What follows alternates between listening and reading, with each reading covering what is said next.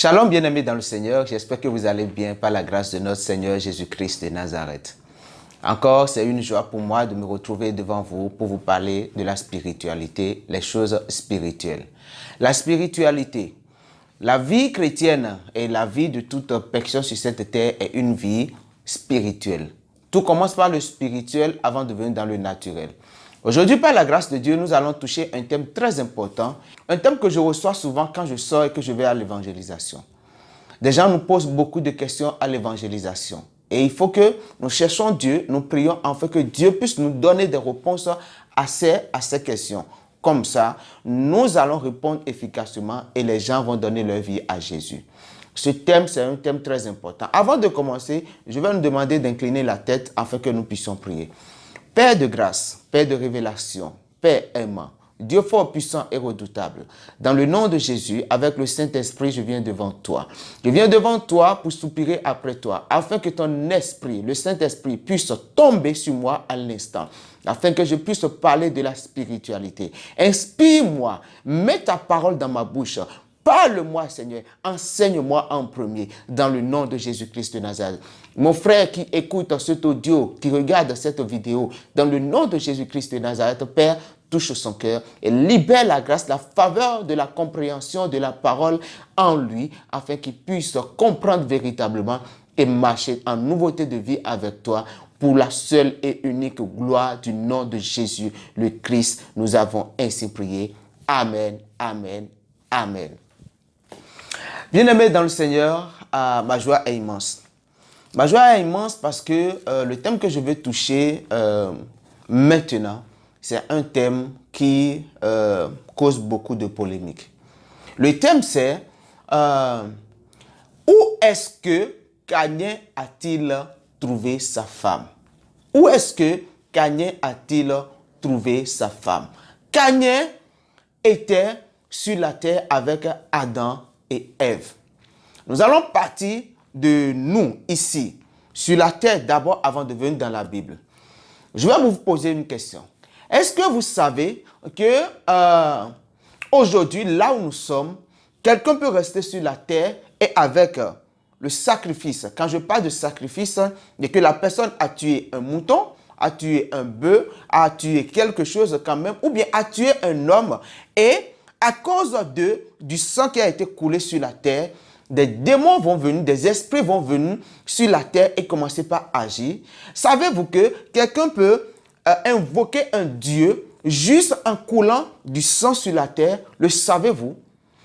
Il y a quelques années encore, je me rappelle, au cours d'un temps de délivrance, il y a un esprit, il y a l'esprit qui était sur la personne, c'était un esprit des eaux qui disait que eux, ils ont la possibilité de quitter la mer, de venir sur la terre, là où nous sommes, mais avec un corps qui n'existe pas. Un corps qui n'existe pas. Ils vont venir en tant qu'une belle femme, très belle, et cette femme n'existait pas. Eux, ils ont créé, ils sont venus sur la terre.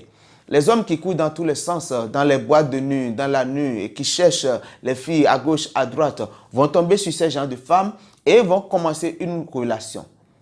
Alors que ce ne sont pas des êtres humains comme nous. Vous voyez un peu? Du coup, les esprits peuvent venir sur la terre, posséder un corps, ou bien ils peuvent venir sur la terre avec un corps que eux-mêmes, ils ont préparé. Vous voyez un peu? Donc, si quelqu'un ne les invite pas, si quelqu'un ne laisse pas une porte ouverte, ils ne peuvent pas venir. Vous voyez un peu? Donc, du coup, s'ils peuvent venir sur la terre, agir sur la terre comme ça, cela veut dire qu'on peut rester sur la terre et invoquer juste avec du sang les dieux qui vont descendre. Quand je parle de Dieu, je veux parler des démons. Je parle de Dieu parce que je veux aller maintenant vers la Bible. J'irai dans la Bible. Nous irons dans le livre de Genèse 4. Dans le livre de Genèse 4, nous allons voir Adam qui a connu Ève et qu'ils ont eu leur premier enfant qui était Caïn. Ils ont eu Caïn et par la suite, dans le verset 2, la Bible dit que Adam a encore connu sa femme et ils ont eu le second qui est Abel. Arrivé à un moment donné, les deux ont donné du sacrifice à Dieu. Caïn d'abord.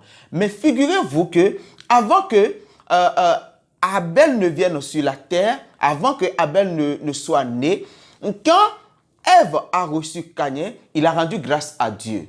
Il a béni le Seigneur pour de ce qu'il lui a donné un homme, pas un enfant, pas un fils, mais un homme.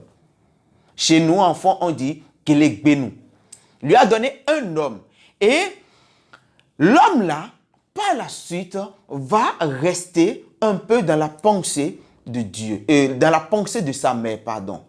Il va agir un peu comme sa mère. Pourquoi? Parce que quand Abel est né, la mère n'a pas rendu grâce à Dieu. Quand Caïn est né, elle a rendu grâce à Dieu. Mais quand Abel est né, elle n'a pas rendu grâce à Dieu. Autrement dit, elle aimait, on peut dire ainsi, elle aimait plus Caïn que Abel. Donc, puisque c'est l'aîné, elle veut plus faire avec l'aîné que le petit. Mais Dieu vous donne toujours des raisons, Dieu trouve toujours des raisons pour nous aimer de plus.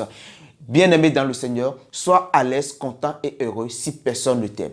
Si personne ne t'aime, Dieu aura des raisons pour t'aimer davantage. Dieu a agréé alors l'offrande de Abel. Il n'a pas agréé l'offrande de Caïn. Alors que c'est Caïn qui a fait l'offrande d'abord. Et puisqu'il n'a pas agréé l'offrande de Caïn, Caïn s'est fâché et la colère a pris place dans son cœur. Quand la colère a pris place dans son cœur, Caïn a pris la résolution lui-même de tuer son frère sans savoir que quand il va tuer son frère, qu'il laissera une porte ouverte. Il ne savait pas. Caïn ne savait pas. C'était sous l'effet de la colère qu'il a fait, de la jalousie qu'il a fait. De la même manière que Ève ne savait pas avant de manger de l'arbre de la connaissance du bien et du mal quand il était laissé manipulé par le serpent. De cette même manière, quand l'esprit qui l'a manipulé est venu sur Caïn, Caïn ne saura pas avant de laisser une porte ouverte. Parce que figurez-vous que avant qu'un esprit ne vienne sur la terre, opérer sur la terre, il faut que quelqu'un l'invite.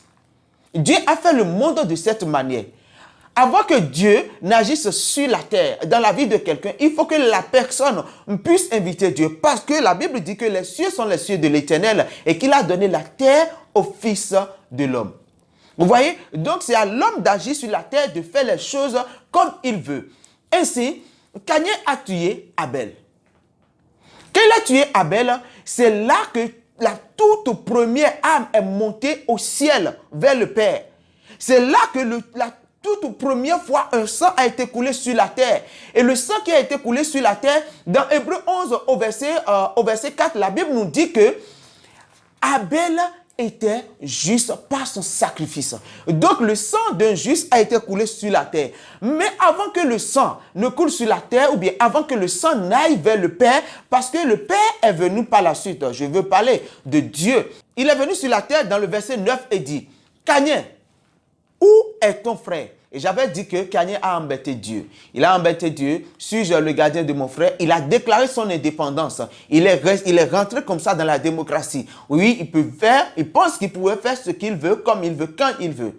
Donc il dit qu'il n'est pas le gardien de son frère. Et Dieu a dit, le sang de ton frère, la voix du sang de ton frère est montée jusqu'à moi. Autrement dit, Caïn a tué son frère ici, sur la terre. Et le sang, la voix du sang de son frère a commencé par parler sur la terre, monte, perce le premier ciel, le deuxième ciel et aller au troisième ciel. Mais vous savez que les démons étaient en train de chercher une porte ouverte pour descendre sur la terre. Du coup, quand la voix du sang de Abel a pris par le premier ciel et arrivé au second ciel, il y a eu ouverture. Parce que c'était un péché ce qu'il avait fait. Il y a eu ouverture.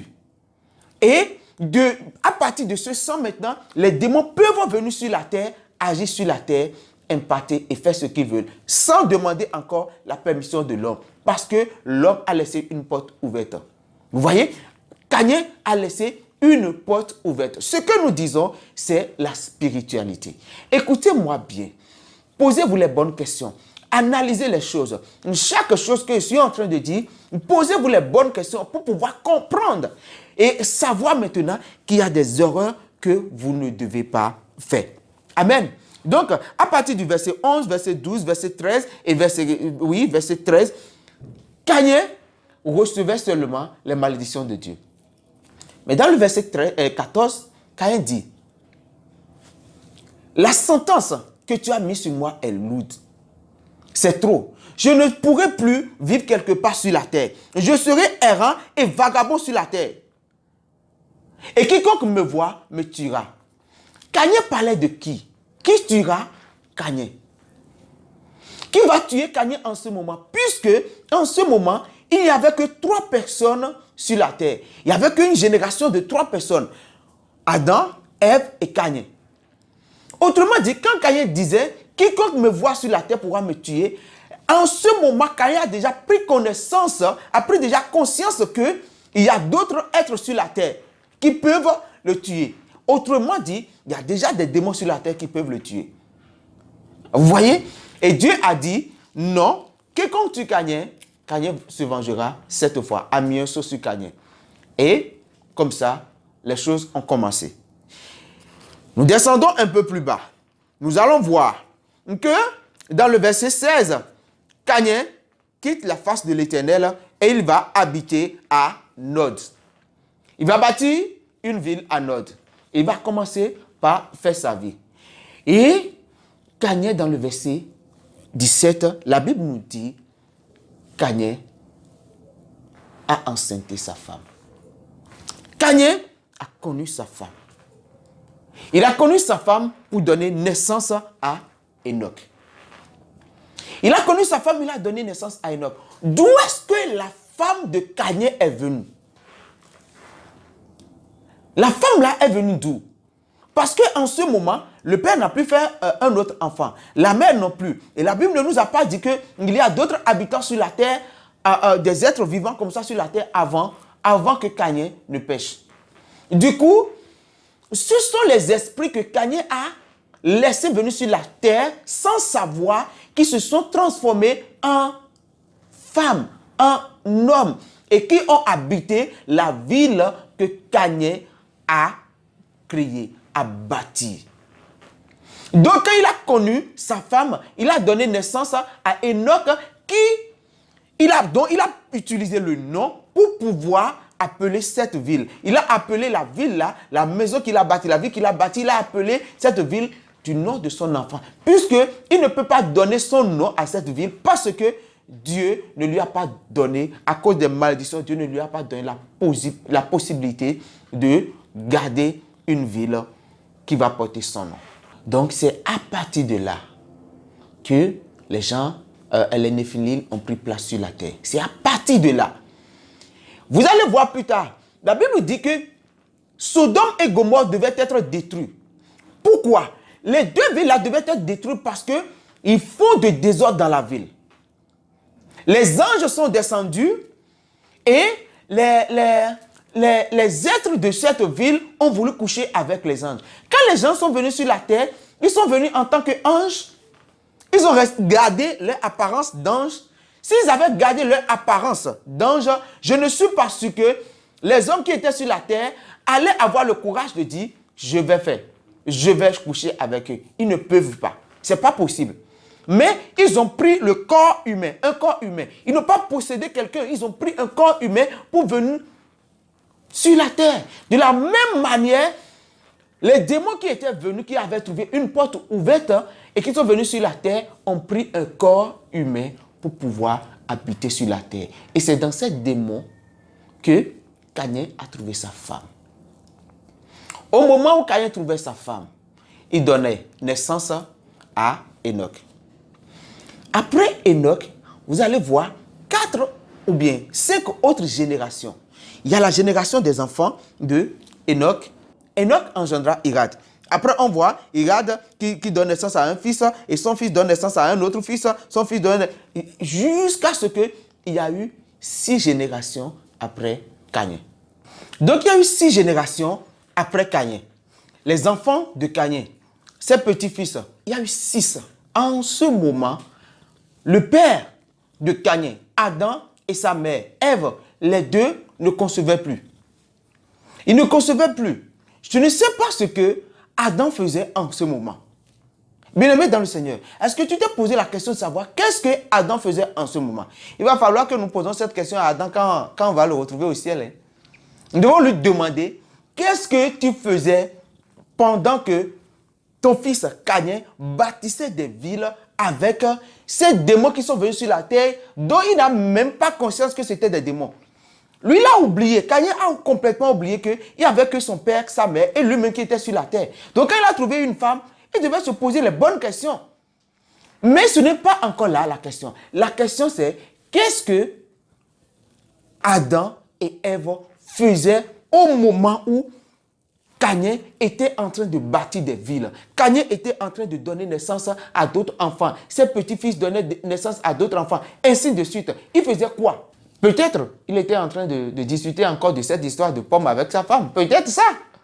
Cette histoire de pomme. Non, c'est pas moi, c'est toi. Peut-être qu'il discutait encore de cette histoire avec sa femme. Vous voyez? C'est de la même manière qu'aujourd'hui, il y a des choses que nous devons faire pour pouvoir construire des villes, bâtir des choses, mais que nous ne faisons pas, mais les autres qui sont dans le monde sont en train de courir et sont en train de faire. Nous sommes là en train de bavarder, en train de critiquer tel prophète, de critiquer tel pasteur, tel père, tel père, tel père. Tel père ne fait pas ci, tel père ne doit pas faire ça. Pourquoi les choses se font de cette manière? On se pose mille et une questions, on critique dans tous les sens. Tout comme si quelqu'un a reçu le ministère de critiquer le ministère de l'autre. Personne n'a reçu ce ministère. Alors que dans le corps du Christ, nous devons faire le nécessaire pour rester unis. Et aller contre maintenant ce que Dieu ne veut pas sur la terre. Nous, on laisse ça, mais les autres sont en train de bâtir des immeubles, de payer des grosses voitures. Mais pas seulement au prix de leur travail. Mais ils font toutes ces choses. Ils font beaucoup de ces choses par des sacrifices.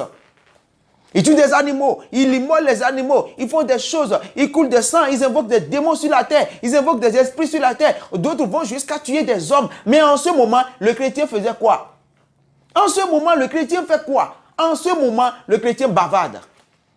Le chrétien bavarde. La grâce, la grâce, la grâce, la grâce. Nous chantons la grâce dans tous les sens, mais nous laissons ce que nous avons à faire. Dieu a dit, il a donné un mandat à Adam. Adam, multiplie la terre, remplis-moi la terre. Mais au moment où Adam devait remplir la terre, il a mené à voir sept avant que Caïn ne fasse toutes ces choses. En ce moment-là, ce qu'il faisait, on ne savait pas. Ou bien c'est la terre qu'il devait cultiver, qu'il cultivait. On ne sait pas. Mais, regardez, la Bible nous dit dans le chapitre 5, au verset 3, la Bible nous dit que c'est à l'âge de 130 ans que Adam a eu un autre enfant. Et en ce moment déjà, on voit dans les versets du chapitre 4 déjà, beaucoup de descendance. Lui, il est parti, il a multiplié la terre. Il a fait au-delà de ce que le Père avait fait. On reste en bavade. On reste en bavade. Deux choses définissent l'homme. Toute personne sur la terre. La puissance de votre sacrifice et la puissance de votre autel. Les deux choses-là sont fondamentales dans la vie de toute personne. Jésus est notre sacrifice. Jésus est le sacrifice le plus puissant. Jésus est l'autel. La croix du Christ est l'autel le plus puissant. Ne refusons pas. Mais comment nous consolidons l'autel là? Au moment où nous devons consolider l'autel avec des fers, des jets, des choses à faire, nous ne le faisons pas. Et Caïn était en train de trouver sa femme dans les démons qu'il a invoqués sans savoir. Et nous laissons ce que nous devons faire et nous bavardons, nous parlons. Nous sommes de Apollos, nous sommes de Paul, nous sommes de ci, nous sommes de ça. Je ne comprends pas. Il va falloir que nous, en tant que chrétiens, nous ramenions encore l'ordre divin. Nous ramenons l'ordre dans nos églises, dans nos congrégations, dans nos cœurs, dans nos vies, dans nos allées, dans nos retours. Et sans ça, ça ne peut pas aller. Vous voyez, Adam et Ève étaient en train... On ne sait pas ce qu'ils faisaient. On ne sait pas. C'est de la même manière qu'aujourd'hui, dans le corps du Christ, les pères, ce qu'ils doivent faire, ils ne le font pas. Tel père critique tel autre. Je ne comprends pas pourquoi nous devons avancer comme ça. En ce moment, les autres sont en train de bâtir. Les autres sont en train de faire leur évangélisation. Oui, les autres sont en train de bâtir, ils sont en train de faire leur évangélisation. Ils sont en train de ramener les esprits bizarres sur la terre. Ils sont en train de faire ce qu'ils veulent sur la terre. Mais nous, en ce moment, on bavarde. Bien-aimé dans le Seigneur, Kanye a bâti une génération. Kanye a eu des enfants, des démons. Kanye a ramené sur la terre la race des hybrides, des néphilines. C'est depuis Kanye que cette histoire a commencé. Ou bien quand cette histoire a commencé, qu'est-ce que Adam a pu faire par la suite pour corriger? Quand cette histoire a commencé avec Kanye, comment Adam a fait, ou bien qu'est-ce que Adam a fait pour pouvoir corriger ça? Il ne peut plus corriger. En tant que le missionnaire, c'est lui qui a reçu la mission. Mais il ne peut plus corriger parce que la chose est déjà allée trop loin. Lui, il a déjà fait plus. De cette même manière, le monde est en train de faire plus. Mais nous discutons encore avec nos frères. Nous discutons encore avec nos sœurs. Nous discutons encore avec nos femmes. Nous discutons encore avec. Et nous pensons que nous sommes en train de servir Dieu. Nous sommes en train d'adorer Dieu. Nous sommes en train de faire, je ne sais pas. Alors que ce n'est pas ça. Je nous dis encore, nous avons mal compris Dieu. L'évangile là, nous avons mal compris l'évangile. Nous avons mal compris l'évangile. Dieu n'est pas loin de nous, il est juste à côté de nous. Nous devons faire le nécessaire pour pouvoir bâtir, pour pouvoir construire, pour pouvoir faire des choses comme cela se doit. Les pères nous posent la question de savoir, Adam et Ève, leurs enfants, maintenant, où est-ce qu'ils ont trouvé autre enfant encore? Où est-ce qu'ils ont trouvé encore autre personne pour pouvoir bâtir, pour pouvoir avoir d'autres enfants? On n'a pas de réponse. Je me rappelle, j'étais sur une église et après une formation, l'un des fidèles de l'église me pose la question de savoir, s'il vous plaît, je voudrais savoir quelque chose. Adam et Ève ont donné naissance à 2 enfants. Le grand frère a tué le petit frère. Maintenant, où est-ce que le grand frère a trouvé maintenant sa femme après? Et je lui ai dit, bon, si tu cherches à connaître Dieu, à connaître ces choses de Dieu, tu risques de dérailler. Donc, il faut savoir tout simplement que Dieu est Dieu. Pourquoi? Parce que je n'avais pas de réponse. C'est vrai que je lui ai dit que sincèrement, je n'ai pas la réponse. Mais ce sont ces choses que les gens nous demandent sur le terrain. Si on n'arrive pas à répondre à ces questions, les gens vont venir toujours nous parler de Homo sapiens sapiens, Homo habilis, Homo erectus, Homo tout ça. Là, ils vont nous dire que l'homme est parti de singes. Ils vont nous dire ça, ils auront raison sur nous. Ce sont des choses que nous devons prier, demander à Dieu et Dieu va nous révéler. Avant, je n'avais pas la réponse. Mais une chose est sûre, si vous n'avez pas de réponse à quelque chose et que vous demandez à Dieu, vous soupirez après Dieu, vous grandissez avec Dieu, vous avancez avec Dieu, vous êtes en communion avec le Saint-Esprit. Saint-Esprit, enseigne-moi toutes choses, comme l'a dit ta parole. Et nous faisons des choses que de cette manière, Dieu va nous enseigner des choses. Et la plupart des gens aujourd'hui ne veulent pas les choses spirituelles, ne veulent pas comprendre les choses spirituelles. Et si nous ne comprenons pas les choses spirituelles, nous restons là, nous crions, nous n'aurons pas de résultat. Tu vas te poser la question de savoir, ou bien tu vas me poser la question de savoir, maintenant, cet enseignement, qu'est-ce que ça m'a apporté de plus pour que je puisse avancer spirituellement? Je vais te dire 2 choses. La première des choses, c'est que ça te donne, c'est un outil pour toi pour bien évangéliser, pour répondre aux questions, à ce genre de questions sur le terrain. Moi, je rencontre souvent des gens qui me posent cette question. La deuxième chose que ça t'apporte, c'est que tu dois savoir que tu vas laisser les critiques, les histoires, tout. Et au moment où le monde est en train de bâtir, toi-même, tu vas courir pour bâtir. Garde ces 2 leçons et avance. Garde ces 2 leçons et avance. Dieu est avec toi. Il t'aidera. Il nous accompagne en toutes choses. Posons-lui les bonnes questions et nous aurons les bonnes réponses. Père, merci à toi pour la grâce que tu nous as accordée de recevoir encore de toi maintenant. Aide-nous. Aide-nous afin que nous gardons ces clés, nous comprenons ces choses et que Seigneur, nous te cherchons. Nous te cherchons davantage, nous avançons avec toi et que tu puisses nous révéler les pensées derrière chaque parole que tu as écrit, tu as envoyé, tu as inspiré et qui se trouve ici. Et que toute la gloire te soit donnée. Bénis quelqu'un maintenant au nom de Jésus-Christ de Nazareth. Abba Père, nous t'avons ainsi prié. Amen, amen, amen, amen. Nous allons nous retrouver encore dans une autre vidéo pour la suite des choses spirituelles. Je vous aime beaucoup. Shalom.